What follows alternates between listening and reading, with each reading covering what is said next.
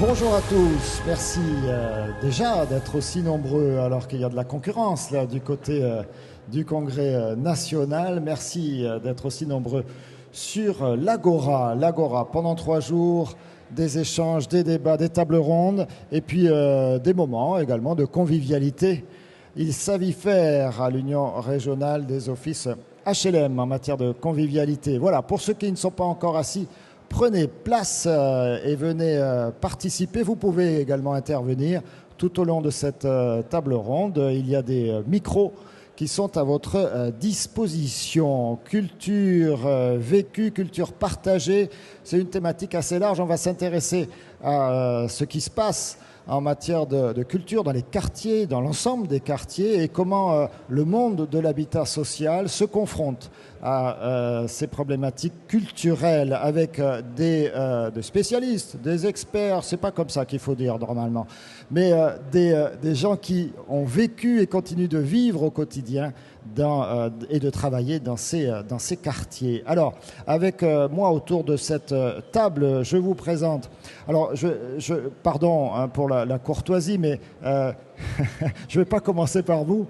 Je vais commencer par Robert Cotte, qui est à vos côtés, adjoint au maire de Montpellier, président d'ACM. ACM, c'est un des grands bailleurs sociaux de Montpellier, bien sûr, et de la région.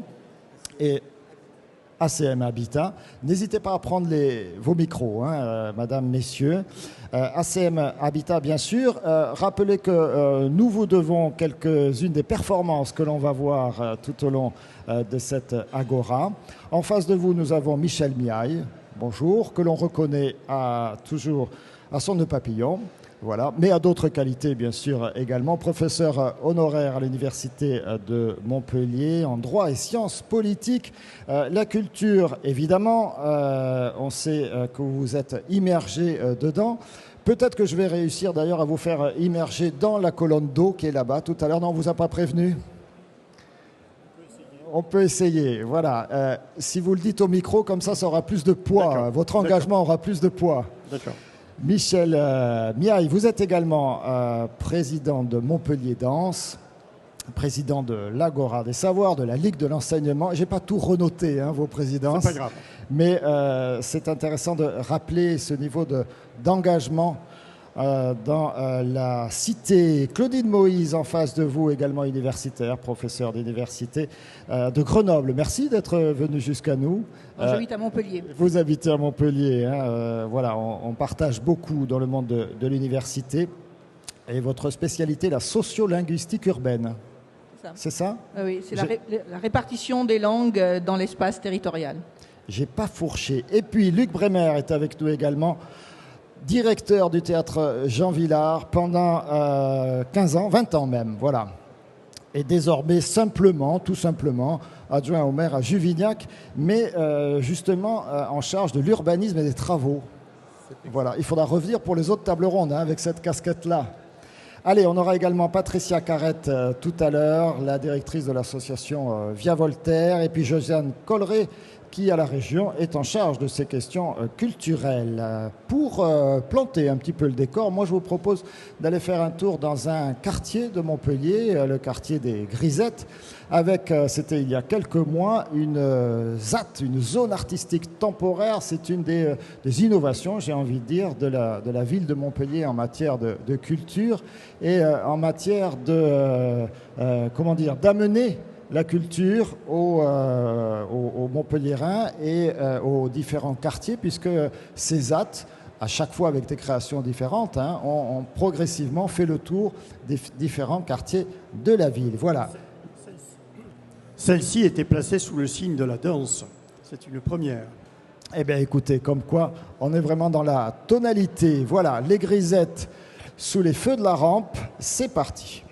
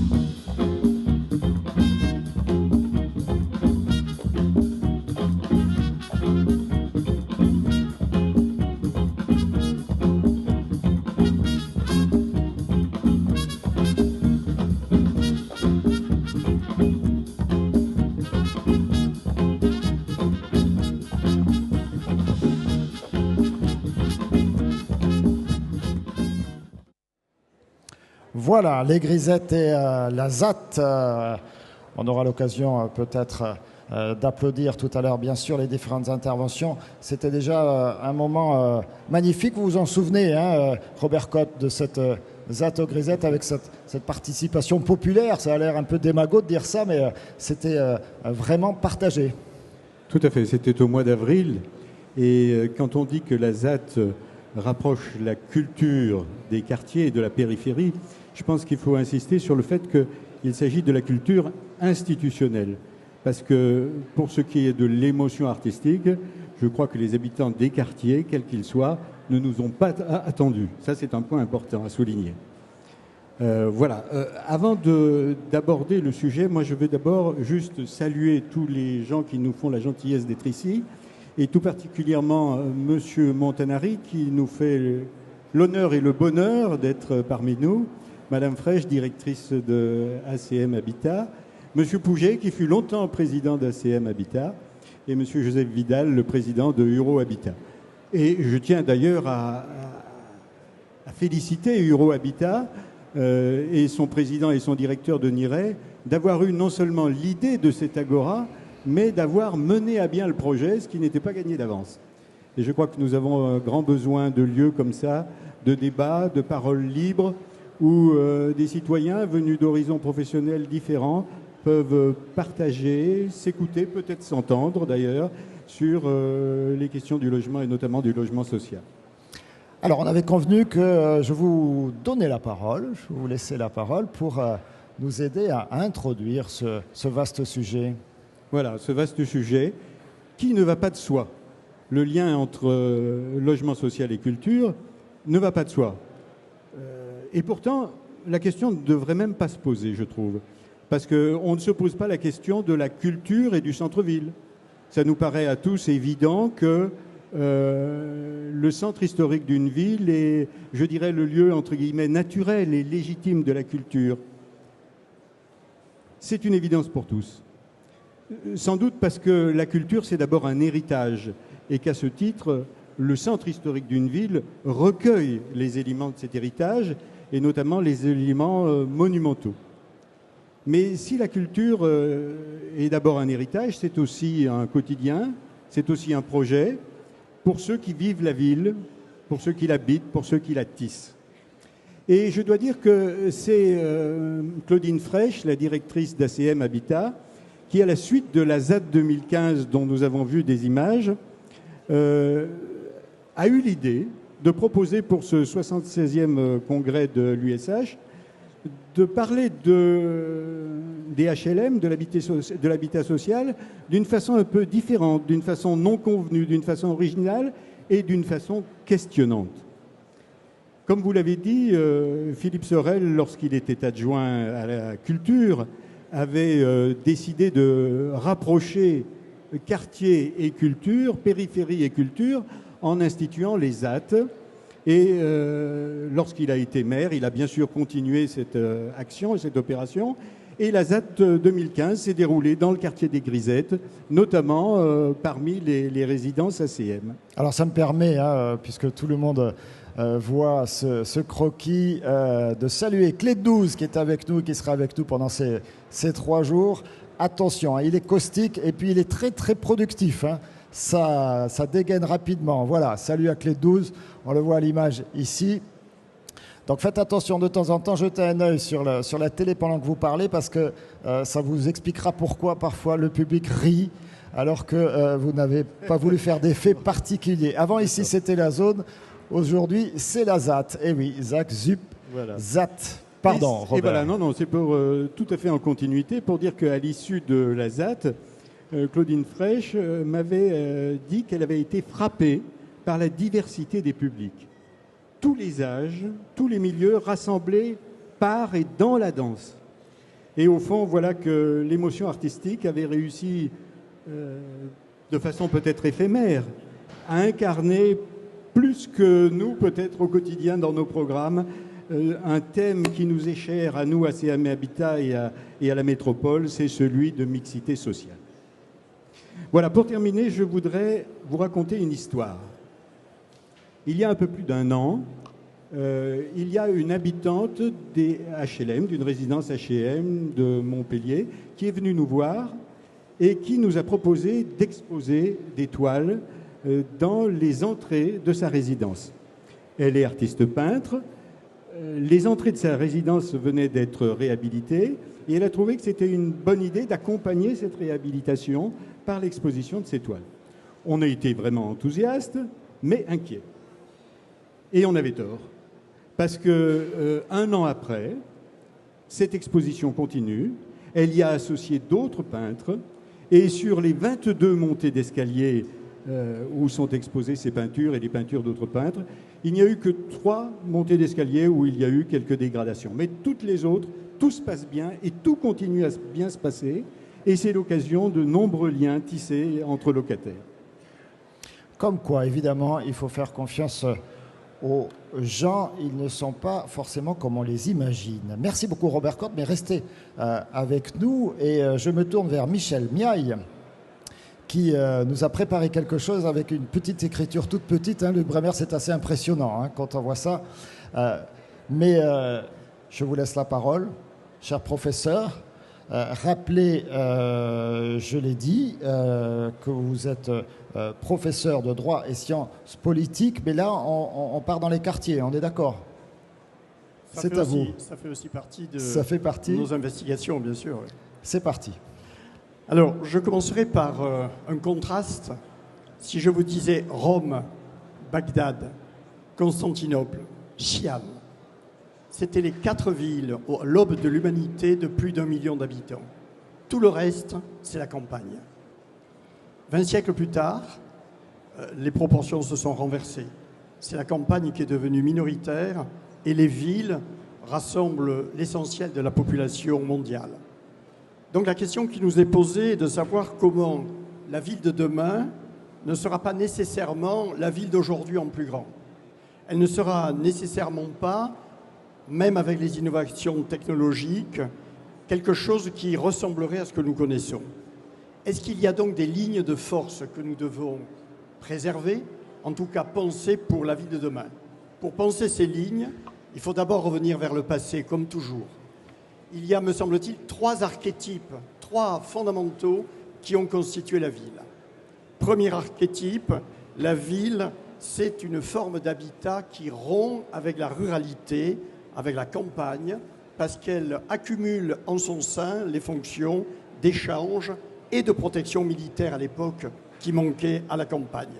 Elle invente un nouveau mode de vie sociale qui n'est plus fondé sur les appartenances familiales, mais sur la contiguïté géographique.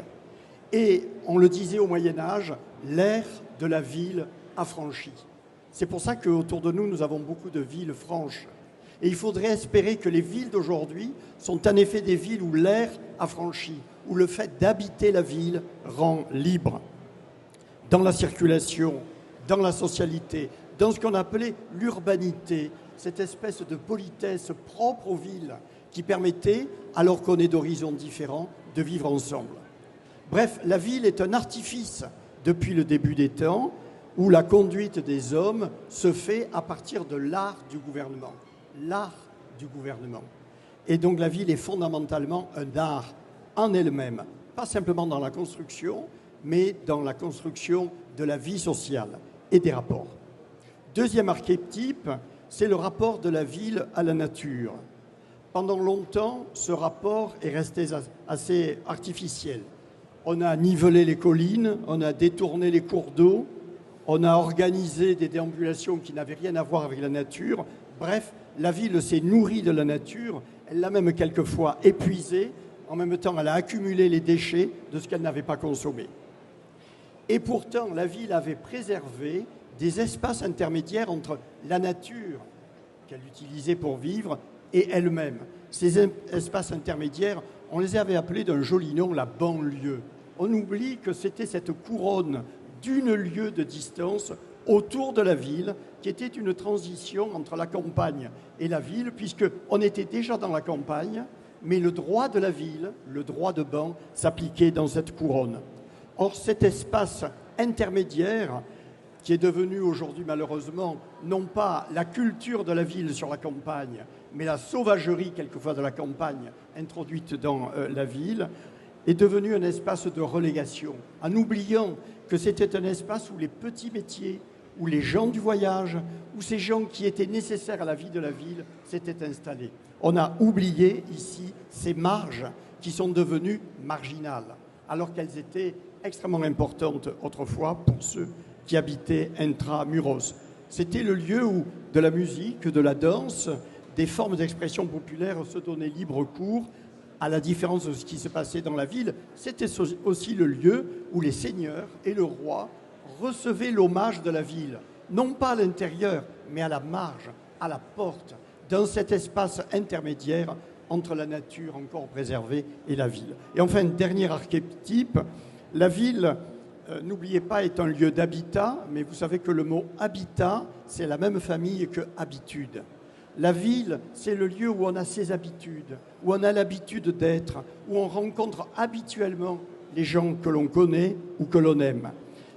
Bien sûr, les quartiers qui ont découpé la ville l'ont été longtemps sur la base des métiers, mais également sur les origines sociales ou les origines quelquefois ethniques. Et cela s'est malheureusement transformé en un véritable déterminisme.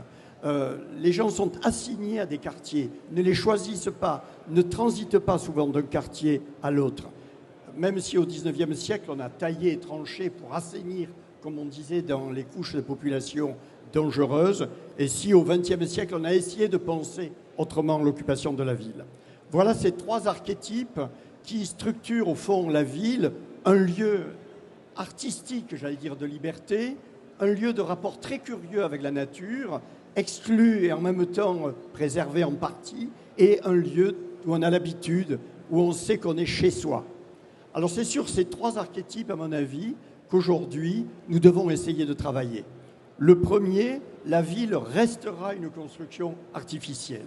Il est aberrant de penser que la ville deviendrait naturelle. Elle n'est pas naturelle. Et heureusement, le sort de l'homme s'est fait dans l'art, dans ce qui est construit, dans ce qui est pensé. Donc la ville doit redevenir cet espace d'intelligence collective où on assure une vie que la nature ne nous aurait pas donnée. Le territoire urbain doit valoriser ainsi ces espaces communs avec le respect de l'environnement, et je pense que cela va de pair avec une imagination de la ville comme des petits centres reliés entre eux en réseau, donc un système non pas étouffant par le centre, mais polycentrique, permettant des passages, des modes de vie, des cultures locales, des services au public plus complexes qu'ils ne le sont encore aujourd'hui, avec évidemment des facilités de transport. Ainsi, la ville de demain pourrait échapper au gigantisme en éclatant en une multiplicité de petits noyaux. Évidemment, ces petits noyaux peuvent favoriser une vie plus démocratique, où le partage entre les habitants est à la mesure de l'espace qu'ils occupent. Ce qui veut dire que désormais, dans ces petits noyaux, la peinture, la musique, la danse, le théâtre doivent redevenir les ingrédients quotidiens de la vie collective. Je me plais à penser au moment de la Renaissance, où l'on invente un autre mode de vie, une autre représentation de la ville, qui permet d'échapper à ce qu'avait été jusque-là la ville médiévale. j'allais dire que 100 fleurs s'épanouissent. Cela signifie la promotion du meilleur, la promotion de la possibilité pour chacun de pouvoir trouver à s'exprimer. Le caractère réticulé, à mon avis, de la nouvelle ville pourrait faciliter les échanges et les déplacements. Bref, la ville doit redevenir cet intellectuel collectif, si on ose la formule, au service non pas de la reproduction des cultures, mais de la libération des cultures, de l'invention de cultures que nous ne connaissons pas encore, fruits de métissage, fruits peut-être même presque du hasard, nouvelle occupation de l'espace, nouvelle économie de production et d'échange, nouvelles pratiques démocratiques. Le deuxième archétype, c'est le rapport à la nature. Alors bien sûr, la nature, elle a été malheureusement pratiquement exclue des villes. Elle est devenue des jardins publics et puis quelques rangées d'arbres souvent. Il faut réintroduire dans cet espace réticulé la nature dans la ville, avec un impact qui ne serait pas simplement nécessaire pour l'environnement, mais pour une autre manière, une autre qualité de la vie. Je pense qu'aujourd'hui, les expériences de jardins partagés montrent qu'il n'y a pas simplement une réoccupation des espaces vides avec, je dirais, de la nature, de la culture au sens agricole du terme, mais qu'il y a aussi partage de discussions, de rapports sociaux et d'échanges. Ne faisons pas comme nos ancêtres du XVIIe ou du XVIIIe siècle, qui étaient issus d'une société où la nature était présente et qui, ne l'ayant plus sous les yeux, ont fabriqué des tapisseries et des tableaux pour réintroduire dans des espaces complètement artificiels la nature. Remettons cette nature au cœur. Il y a même, je crois, un sociologue qui a dit qu'il faut réensauvager la ville. Remettons des plantes là où il y a du bitume. Remettons au pied des arbres des plantes qui peuvent être des fleurs ou toute autre chose. Bref, recommençons à mélanger ce qui est bâti et ce qui est naturel. Et enfin, peut-être troisième et dernier archétype, celui qui nous interroge le plus, la ville est un lieu, je disais, où l'on habite. J'ai dit que habiter venait du même vocabulaire que habitude, mais c'est aussi le même vocabulaire que habit, c'est-à-dire ce que l'on met sur soi, c'est-à-dire ce que l'on porte, ce dans quoi on se sent bien, parce qu'on est dans son habit.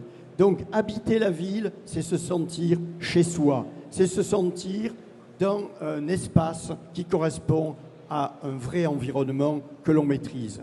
Les sociologues aujourd'hui s'interrogent beaucoup sur les dysfonctionnements de la ville, sur la déchirure du lien social. Alors on sait, bien sûr, il faut d'abord assurer un habitat à chacun, un toit, mais il faut aussi prévoir que l'habitude du quartier dépendra des autres habitants, des déambulations ordinaires, des rencontres, des événements, bref, tout ce qui fait le lien social. Si ce lien n'est pas créé spontanément, il peut être étranger aux décisions et aux initiatives du collectif. Les interventions seront donc d'autant plus mieux perçues qu'elles résulteront d'une délibération, d'une mise en commun. Sans prononcer son nom, et je termine par là, la culture est donc entrée dans cette fabrication du lien social, comme expression du collectif. Il ne s'agit pas de flatter je ne sais quel folklore local ou de quartier. Il faut au contraire promouvoir, au-delà de la tradition, les activités artistiques de toute nature. Je dis la musique, la danse, la peinture, le théâtre, qui permettent bien sûr d'accéder aux traditions locales, mais aussi plus au-delà dans les œuvres les plus élevées. Moi, je pense toujours à ces gens, ces petites gens qui allaient à l'opéra au début du siècle dernier et qui suivaient la partition et chantaient avec les artistes les airs de Bizet ou de Verdi. Autrement dit, une vraie culture de très haut niveau, partagée, devenue populaire.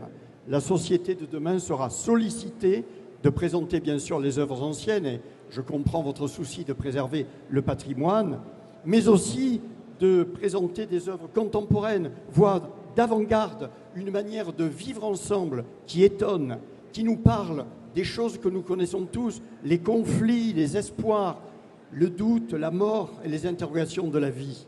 Bref, ce qui fait la société des hommes. En ce sens, le rôle des différents échelons agrégateurs des cellules de réseau, ces centres urbains réticulés, devront participer à ce mouvement et refaire de la diversité.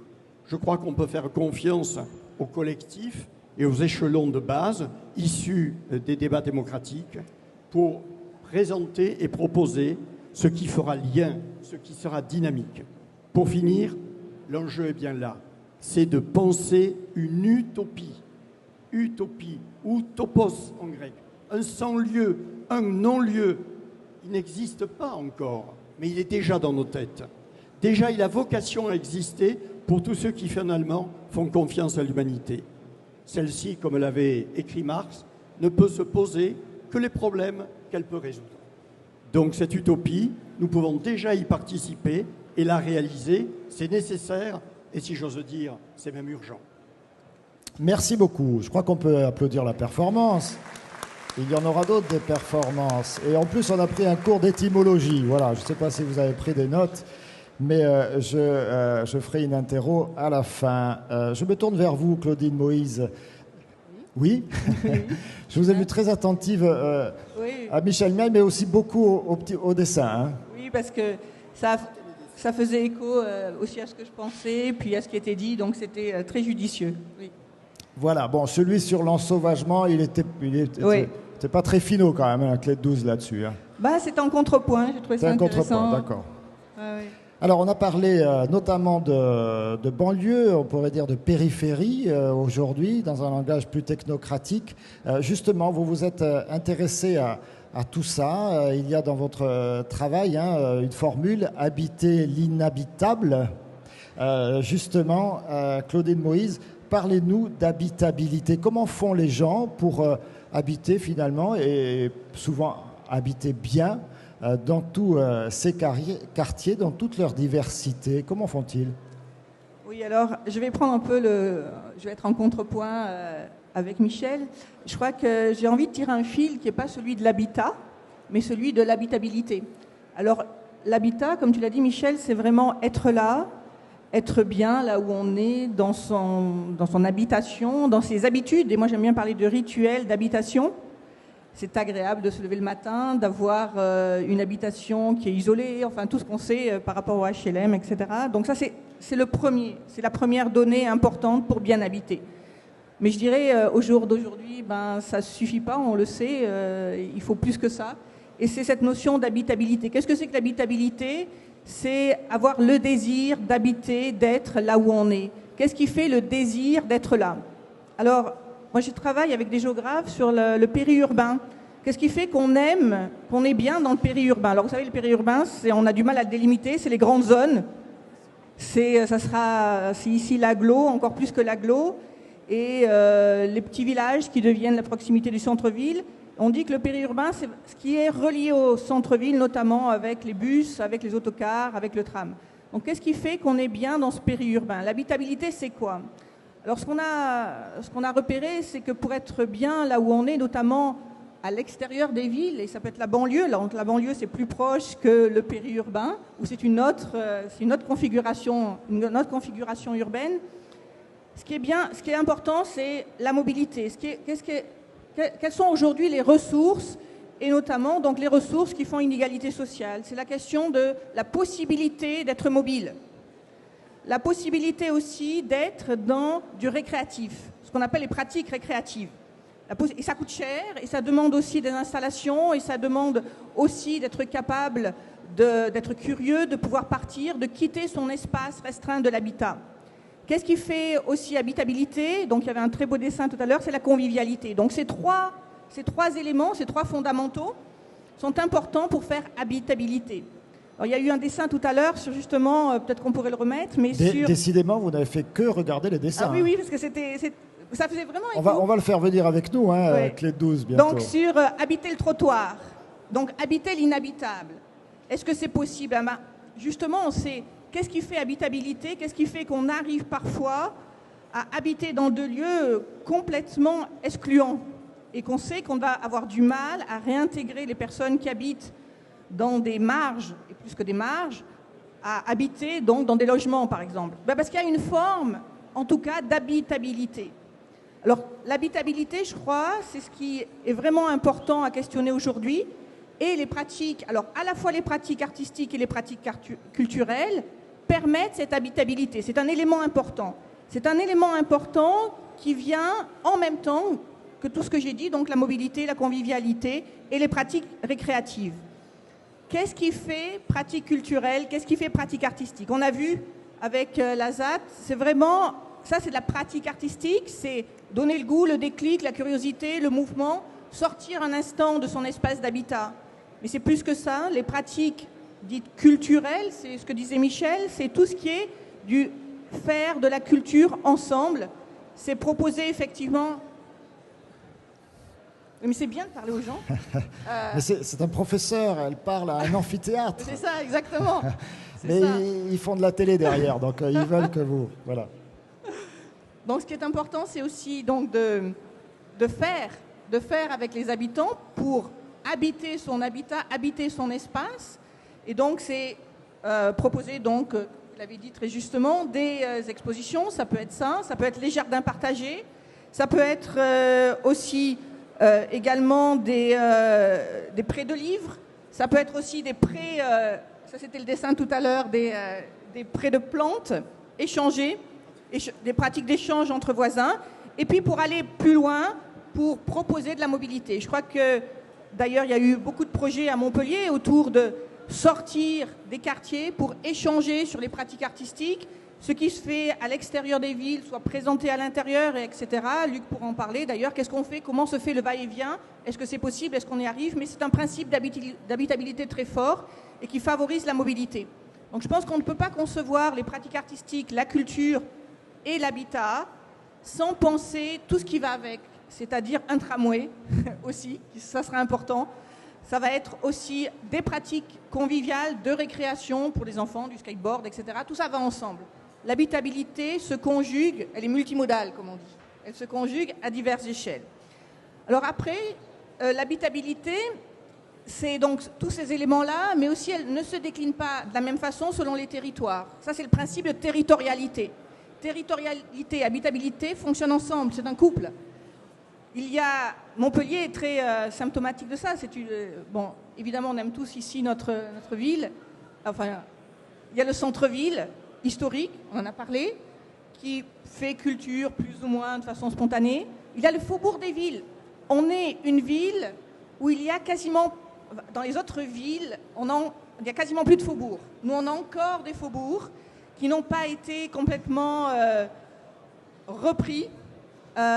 Donc on a le faubourg Autonné, on a le faubourg Figuerolles, et là il y a des lieux d'expression, on le voit bien, c'est ce qui se passe aujourd'hui, on a des lieux d'expression et de pratiques culturelles qui émergent, parce qu'il y a des espaces qui sont habitables, où il y a du désir d'habiter. Alors justement, ça va me permettre de faire le relais avec Luc Prémère. On a un petit peu échangé avant cette table ronde. Vous m'avez donné une formule, je vous cite, je crois, ne pas vous trahir, si on plaque, ça rejette. C'est-à-dire, en matière de politique culturelle, il faudrait travailler peut-être plus systématiquement avec les habitants eux-mêmes, éviter de leur imposer ou quoi. C'est une vieille histoire, hein. Ça c'est largement depuis le Malraux, depuis les années 70, faire avec, évidemment que ça produit davantage. Mais donner le déclic, donner le goût, la ZAD c'est important aussi, c'est-à-dire donner le goût pour faire avec. Après, je dirais c'est humain, c'est faire, c'est ce qu'on sait en pédagogie, il faut faire avec pour que ça puisse être habité. Et habiter, c'est aussi ce que j'avais évoqué, c'est-à-dire habiter, c'est aussi s'habiter. On ne peut habiter un lieu, on ne peut être dans l'habitabilité que si on est... voilà, je suis déconcentrée. Il vous a dévoilé. Vous êtes double, en fait. C'est ça. Ça peut-être, oui. Donc, on ne peut habiter un lieu que si l'on s'habite. Ça, c'est vraiment ontologique, c'est-à-dire que habiter, c'est aussi s'habiter. C'est pour ça qu'on peut habiter l'inhabitable en soi si on s'habite soi-même. On sait, il y a maints récits, que ce soit de Primo Levi ou dès qu'on est dans des situations vraiment extrêmes, où on peut retrouver des rituels d'habitabilité que si l'on s'habite soi-même. Et c'est ça qu'il faut retrouver en faisant avec. Faire avec. Alors, faire avec, je vais me tourner vers Luc Bremer. Est-ce que quand vous avez eu l'idée ou qu'on vous a proposé, enfin quoi qu'il en soit, quand vous avez été nommé directeur du théâtre Jean Vilar, hein, qui est un théâtre qui est installé au cœur du quartier de la Paillade, je crois qu'il faut le rappeler pour ceux qui avaient un doute, est-ce que ça fait partie des missions que vous a confiées le maire de l'époque, Georges Frêche? Je crois qu'il vous a dit pas de théâtre vide et des compagnies locales. C'est tout ce qu'il vous a dit? C'est le seul viatique qu'il m'a donné et c'était un très bon viatique pour moi parce que c'était la liberté totale justement de créer quelque chose. La deuxième chose, c'est qu'il m'a donné le temps de construire. C'est vrai que les premières salles pleines à Jean Vilar se sont trouvées 3 ans après son ouverture. Donc ça a été une construction longue, empirique aussi, puisqu'on a pu essayer, on a pu tester, et puis c'est comme ça que l'aventure est partie. Alors ça s'est passé comment avec le public de la Paillade, du quartier notamment? Est-ce que vous vous êtes dit je dois aller chercher ce public-là, ou vous vous êtes dit non, je vais aller chercher tous les publics, et puis peut-être plus particulièrement celui un peu de l'élite montpelliéraine, non? Vous n'êtes pas dit un peu ça? Alors je travaillais depuis 10 ans à la Paillade dans une autre structure, donc le public pailladin, je le connaissais, et la question c'était effectivement quel public. Pour moi, le théâtre ne cible pas, le théâtre il est ouvert, et vient qui veut. J'ai toujours dit que je n'irai jamais chercher quelqu'un chez lui pour l'amener au théâtre. Le théâtre, c'est une démarche aussi. Tout ça s'inscrit dans une progression, bien sûr, de découverte et d'avancée à la fois intellectuelle, et c'est une démarche personnelle. Aller vers les publics, c'est effectivement proposer un thème, et pour moi ce thème ça a été l'universalisme. L'universalisme comme outil pour échapper à sa condition. C'est-à-dire que s'il y a toujours une vision à la fois pédagogique, à la fois... dans le cadre d'une démarche personnelle, effectivement, de se dire oui, je peux y aller. Et c'est de donner aussi toutes les possibilités pour le faire. D'où l'énorme travail qu'on a fait, par exemple, en direction des écoles, chose qui m'a été parfois reprochée, puisque c'était des publics soi-disant captifs. Mais là-dessus aussi, on a... Reproché, c'est-à-dire, on vous a dit, c'est trop facile de remplir parce que vous les obligez à venir, c'est ça? Je me souviens Les gens sont mesquins parfois. D'un journaliste, c'est vrai. Je me souviens d'un journaliste qui me disait, mais voilà, c'est facile. Or, ça n'est pas facile du tout. C'est même parfois un peu complexe, puisque le théâtre aussi, c'est la confrontation avec la fiction, et que la fiction parfois rejoint le réel, et qu'il y a cette confusion qui peut s'installer pour les spectateurs. Il y a une deuxième chose qui me semblait très importante dans le quartier de la Mosson, c'était la question de la langue, qu'on a beaucoup travaillé avec Claudine, qui était de dire, j'étais toujours frappé par un principal de collège qui m'a dit « Je sais que quand je m'adresse à mes élèves, ils ne comprennent que 40% de ce que je leur dis ». Et quand on dirige un théâtre dans un quartier populaire, effectivement, ça interroge. Et donc, c'est tout le travail qu'on a pu faire aussi par rapport à ça. Alors, ce public, vous dites donc que vous avez mis un petit peu de temps à remplir le théâtre, mais oui. Quand bien même, quelle répartition entre public du quartier et public extérieur? Je ne l'ai jamais quantifié. C'est pas évident, c'est pas facile, on va pas demander un passeport à l'entrée. Et puis le quartier en 20 ans a beaucoup changé aussi, beaucoup évolué. Je dirais qu'on touchait à peu près entre 10 et 15% de population issue de la Paillade. Mais là aussi, je pense qu'il est clair, enfin pour moi, il a toujours été clair que le théâtre Jean Vilar n'était pas le théâtre du quartier de la Paillade. C'est un théâtre de la ville de Montpellier. Et à ce titre, effectivement, le public se répartissait. La seule statistique que j'ai pu faire, c'était 50% de Montpellier, 50% agglomération de Montpellier. Par rapport à ce qu'on a vu tout à l'heure avec la ZAT, et donc peut-être cette nouvelle, encore que le spectacle de rue, c'est peut-être plus ancien même que le spectacle dans des théâtres, hein, je crois que, évidemment, vous confirmez, mais en tout cas, au long du XXe siècle, on a peut-être eu tendance à s'enfermer dans des salles toujours plus belles. Quand vous voyez le succès d'une ZAT, il y a eu celle de la Paillade également, qui a été un grand succès populaire. Vous vous dites quoi? Vous vous dites, c'est peut-être ça, une des formules pour faire venir les gens à la culture? Vous posez bien la question, c'est-à-dire qu'une ZAT magnifique, c'est 2 jours de rêve, et après. C'est-à-dire que je pense qu'il faut penser aux suites de la ZAT, et que les propositions qu'on peut faire sur 2 jours, avec quand même beaucoup d'argent, il faut qu'on puisse les retrouver après dans le temps et dans l'année. Et qu'il faut qu'il y ait des liens qui se créent entre les établissements culturels pérennes et une ZAT qui est un événement exceptionnel, extraordinaire. Il y a 2 choses qui me marquent dans les ZAT et qui me questionnent toujours. C'est la première, c'est quand on voit les gens déambuler dans une ZAT, ils disent « je vais d'animation en animation ». Ils ne disent pas « je vais de spectacle en spectacle ». Et là... Ça vous gêne, ça? Ça ne me gêne pas, j'ai été animateur aussi, donc c'est au contraire. Mais je me dis qu'on n'est peut-être pas vraiment dans le spectacle.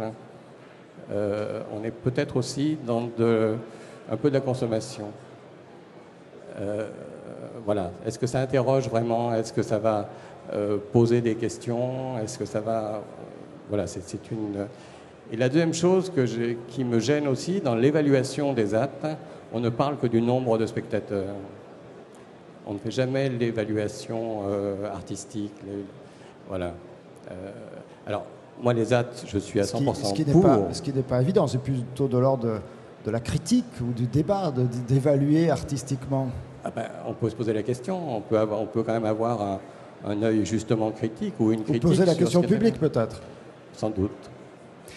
J'ai une autre question, mais d'abord, il faut que j'organise un peu le plateau avec 2 personnes qui vont nous rejoindre. Josiane Colleret, voilà, s'il vous plaît, Claudine Moïse et Robert Cotte. Et on a Patricia Carrette qui doit être également par là, qui était là tout à l'heure, et qui va nous rejoindre. Voilà, asseyez-vous, je vous en prie. Simplement, je reste avec vous, Luc Bremer, sur le type de spectacle à proposer. Est-ce qu'il n'y a pas, quand on est installé comme ça dans un quartier éminemment populaire, jeune, est-ce qu'il n'y a pas une facilité qui consisterait à offrir du spectacle jeune? Si j'étais ringard, je dirais jeune. Il ne faut plus le dire, il paraît. De faire du jeunisme. Ça n'a pas du tout été ma politique. Ma politique en matière de programmation, ça a été l'éclectisme, c'est-à-dire, au sens philosophique du terme, prendre le meilleur de chaque philosophie. J'ai essayé de l'appliquer au spectacle en restant dans une diversité absolument totale, donc en direction des jeunes, en direction des moins jeunes. Voilà. Ce qui m'intéresse surtout, c'est le mélange des âges aussi, et qui me semble être une chose nécessaire. Est-ce que des habitants de Juvignac, c'est juste à côté, venaient au théâtre Jean Vilar? Il y en a, oui, il y en a qui venaient. On travaillait avec une association juvignacoise qui promouvait le spectacle à travers la ville, et donc il y avait pas mal de gens de Juvignac qui venaient. Ils franchissaient la Mosson. Patricia Carrette, merci d'être avec nous. Merci également à vous, Josiane Colleret, de nous avoir rejoints. Vous êtes directrice de l'association Via Voltaire. En quelques mots, une clinique de la précarité, c'est ça? Oui. Clinique de la précarité, du lien social, oui. Donc vous êtes près d'une 50aine de personnes, des psychologues pour l'essentiel, oui. Et vous travaillez auprès des personnes qui sont dans la précarité pour les accompagner à sortir de cette précarité. Tout à fait. Tout à fait. En préambule, quand même, ce que je voudrais dire, assistant à ce 76e congrès, je trouve que c'est un grand privilège de pouvoir parler aujourd'hui d'habiter quand on pense à la cohorte d'enfants, de femmes, d'hommes qui n'ont plus de pays, qui n'ont plus de sol et qui vont éminemment nous poser la question du 21e siècle. Habiter comment? Habiter avec qui? Dans quelle forme de solidarité et dans quelle forme de création? Donc je suis très touchée de participer à cette table ronde et c'est un grand merci aux organisateurs parce que parler du vivre ensemble, bien sûr, mais je pense qu'il faut surtout penser ensemble et créer ensemble.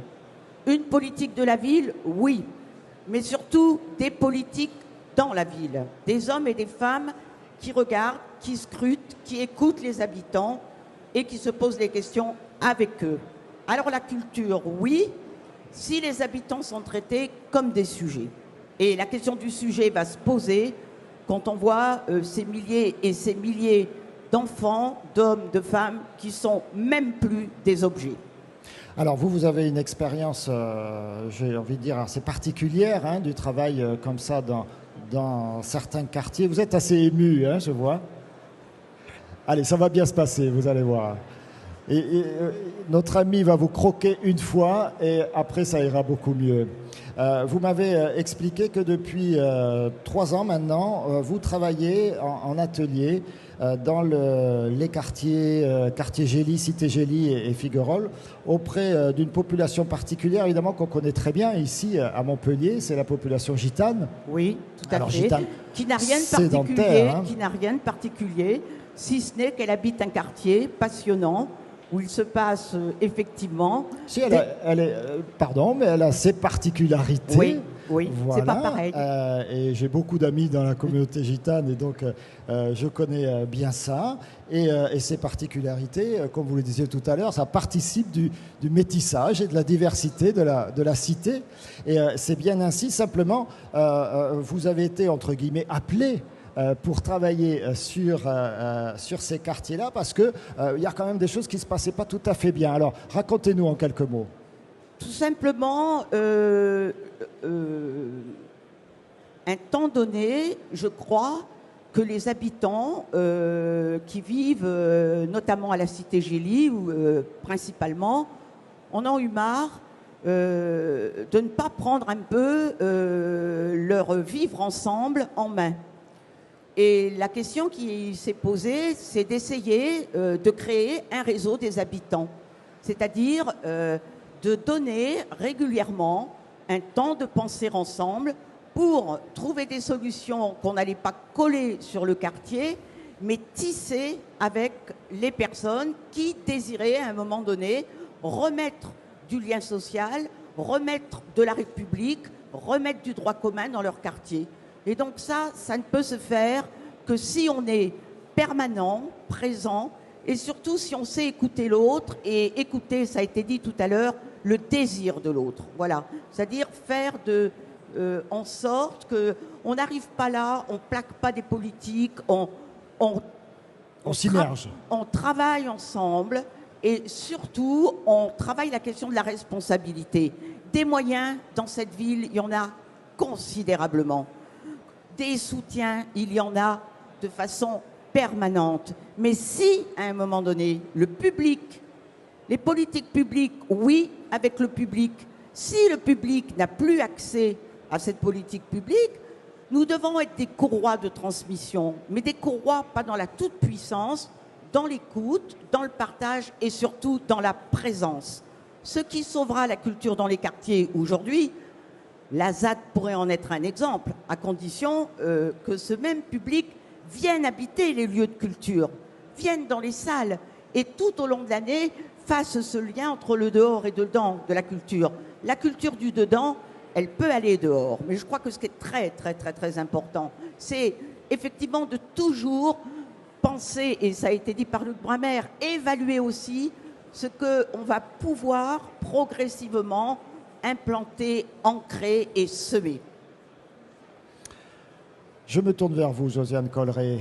La région, c'est beaucoup d'investissements en matière de culture, c'est quelques événements phares, je pense par exemple au festival de Radio France Montpellier Languedoc-Roussillon.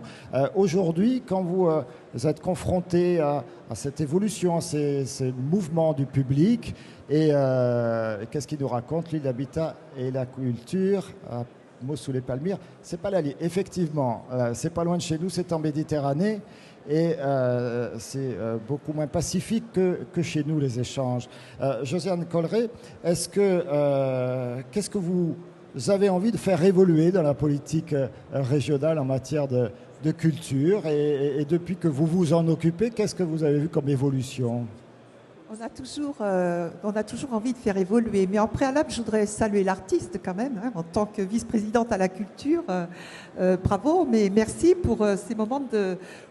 Hein, voilà, merci beaucoup. Donc, si vous voulez, moi, j'ai eu la chance de travailler avec 3 présidents de région, des belles rencontres. D'abord, Georges Frêche, qui a construit la ville en mettant au cœur de la construction de cette ville de Montpellier la culture. Et il a fait de même avec la région. J'ai eu aussi évidemment le bonheur de travailler avec Christian Bourquin, qui a continué dans ce sens-là, et aussi, bien sûr, évidemment, aujourd'hui, Damien Alary. Alors, si vous voulez, la politique culturelle de la région est une politique qui est conçue par rapport à la culture comme une politique publique transversale. La culture joue un rôle essentiellement important dans la cohésion à la fois territoriale et à la fois sociale. C'est ainsi qu'avec l'arrivée du président Frêche en 2004, on a un petit peu regardé tous ces déserts culturels qu'il y avait sur l'ensemble du territoire régional, pas seulement les villes, les grandes villes, mais dans le milieu rural.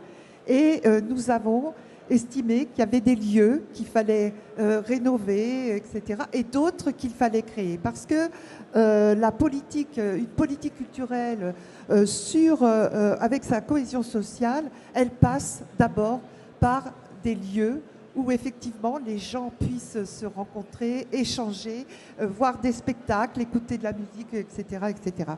Donc on a fait en sorte, avec ces présidents successifs, de mailler le territoire. Et quand vous disiez tout à l'heure qu'est-ce qu'il y a à faire, il y a encore beaucoup de choses à faire, évidemment. Donc que ce soit des lieux immergés dans le milieu urbain ou dans le milieu rural, ce sont d'abord des lieux de diffusion sur toutes diverses activités esthétiques, culturelles, et qui sont essentiellement destinés à renforcer justement ce lien social avec les habitants et leur lieu de vie. Et dans ce contexte, permettez-moi de le dire, c'est quand même l'artiste qui reste le premier acteur et qui donne vraiment du sens et de l'émotion à ceux qui en ont le plus besoin. C'est vraiment ce lien qui fait qu'il y a une construction humaine, de l'échange et de la compréhension aussi des politiques culturelles. C'est pas toujours évident. Et justement, il fallait aussi penser à ces publics. Et nous ne concevons pas, ou rarement, ou pas, un projet culturel sans qu'il y ait de la médiation. Parce que, évidemment, ce qu'on vise, c'est tous les publics, les jeunes, les moins jeunes, mais aussi et surtout, et dans les quartiers en particulier, les personnes, les jeunes et les moins jeunes qui sont éloignés de la culture. On crée facilement un stade de sport, et c'est très bien par rapport aux valeurs qu'elle porte, mais je crois qu'on manque, je veux le dire, de lieux culturels où, tu l'as évoqué tout à l'heure, ça me paraît essentiellement important, de pensée publique. Et pensée jeunesse, c'est aussi pensée lycée. Et sur le domaine, on a construit des politiques d'éducation artistique qui sont extrêmement importantes, puisque les artistes qui sont accueillis en résidence... Voilà, on vous a croqué, là. Ces politiques, quels acteurs, quel cinéma, mais c'est pas vous n'avez pas l'écharpe, là, aujourd'hui.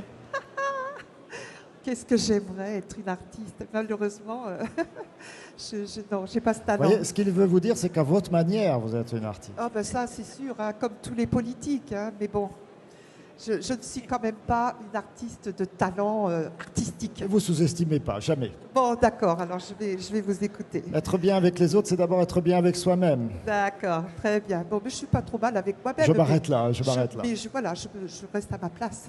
Je ne suis pas une artiste... comédienne un peu peut-être parfois. Ah, ça y est, on va en apprendre, enfin. D'accord. Bon, ben voilà, moi, voilà, je pense que j'ai dit l'essentiel de la politique culturelle de la région et j'attends la suite. Eh bien, justement, la suite sera peut-être à partir de décembre. Il y a un petit événement électoral, mais bon, voilà, on en reparlera. Ah non, c'est pas l'objet du débat du jour. Non, pas du tout. Par contre, si vous le souhaitez, j'ai quelques exemples. Ah non, je croyais que vous aviez quelques propositions pour les élections. Non, ça on verra plus tard. Je ne suis pas candidate, cher Vous n'êtes pas monsieur. candidate. Pour Ça le y est, c'est moment. définitif. Je négocie. Rassurez-moi, Non, mais pour je suis le pas. moment. Aujourd'hui, je ne suis pas en campagne électorale. On a bien compris. Je veux vraiment valoriser Mais nous non plus. le travail politique au sens noble du terme d'hommes qui ont présidé cette région et qui ont fait de cette région et de la culture un élément complètement vital d'un rayonnement territorial, du vivre ensemble, de la cohésion territoriale et sociale. Voilà.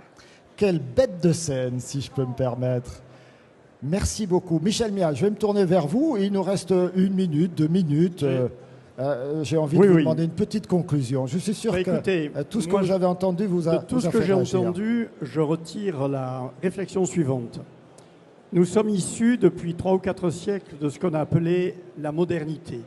Et la modernité, en philosophie avec Descartes, mais dans bien d'autres domaines, elle nous a appris à analyser, c'est-à-dire à séparer.